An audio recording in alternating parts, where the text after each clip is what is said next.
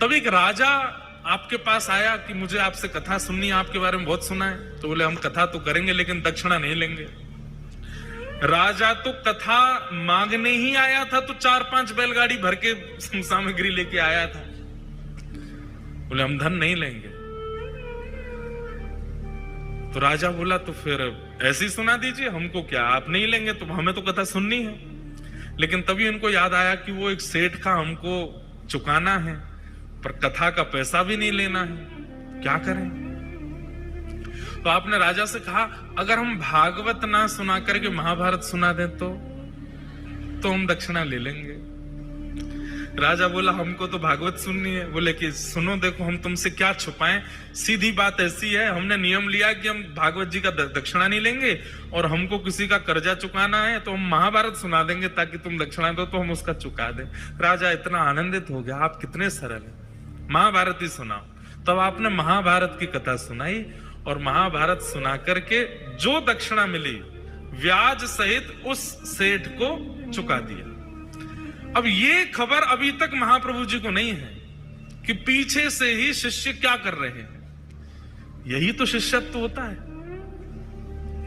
हम लोगों का शिष्यत्व कैसा कि हम गुरु जी के चरणार विंदों में कुछ अर्पित भी करते हैं तो 5 बार तो बता देते हैं, गुरु जी वहां से बनवाए, गुरु जी ये लेके आए, या गुरुदेव ऐसे ऐसी सेवा कर रहे हैं। गुरुदेव, अरे आपसे ना पता चले गुरुदेव को, कोई और जाकर के संकेत कर दे कि गुरुदेव आपके एक शिष्य हैं, वो तो ऐसी ऐसी सेवा करते हैं, ऐसा उत्सव करते हैं, ऐसा, तो गुरुदेव को जो प्रसन्नता होगी ना, वही प्रसन्नता ठाकुर जी की प्राप्ति कराएगा। प्रयास किया कीजिए कि आचार्य हमसे रीझ हैं, हम बताएं उससे नहीं, कोई और जाके संकेत कर दे। और उसमें भी ये भावना नहीं होनी चाहिए ये गुरु जी के बहुत पास रहता है, इसके सामने करूंगा तो ये बता देगा। नहीं, आपके अंदर ये भावना ही नहीं आवे। महाप्रभु जी के पास जब ये बात गई, महाप्रभु जी ने पद्मनाभ दास जी को बुलाया, बोले सुनो, वो एक व्यक्ति उस दिन लड़ रहा था द्वार पर आकर के, तुमने हमसे क्यों नहीं मिलवाया। बोले कि आप उस समय प्रसाद पा रहे थे। क्या कह रहा था वो? बोले वो कह रहा था कि आपके पीछे पीछे वो चल रहा था, आप कहीं गली में मुड़ गए, वो भटक गया तो डाकुओं ने उसको लूट लिया, उसका जो धन बनता है वो मांगने आया था। हमने कहा आप देखते अच्छे नहीं लगते, तो हमने ऐसे ऐसे करके उसका धन कर दिया, और महाभारत की कथा करके दक्षिणा लेके ब्याज भी चुका दी। महाप्रभु जी के नेत्र सजल हो गए, हृदय से लगा लिया, तो हम तुमसे बहुत प्रसन्न है, मांगो कुछ।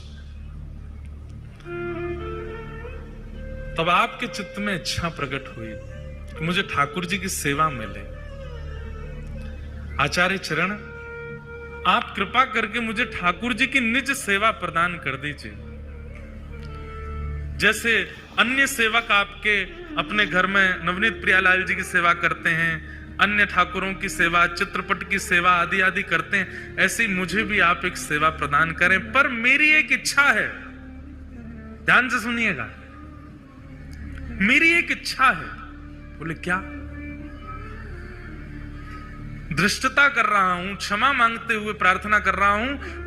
मेरी इच्छा यह है कि मैं जिन ठाकुर की सेवा करूं वो स्वयं प्रकट हों, वो किसी मूर्तिकार के द्वारा बनाए गए या कहीं से पधराए गए ठाकुर जी नहीं, स्वयं प्रकट हो। जैसे